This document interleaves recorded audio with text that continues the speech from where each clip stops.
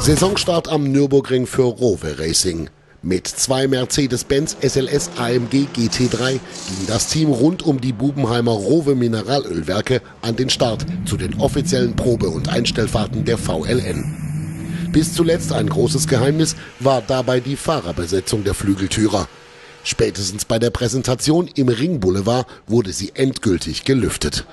Mit Klaus Graf, Jan Seifert, Thomas Jäger und Alexander Rohloff wird einer der SLS ganz klar auf Gesamtsiegjagd gehen.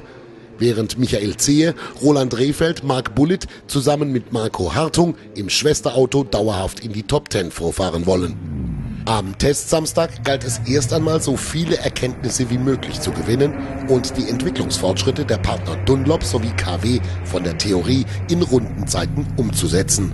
Das Fazit war eindeutig. Beide SLS liefen einwandfrei und alle Fahrer waren mit der Performance sehr zufrieden.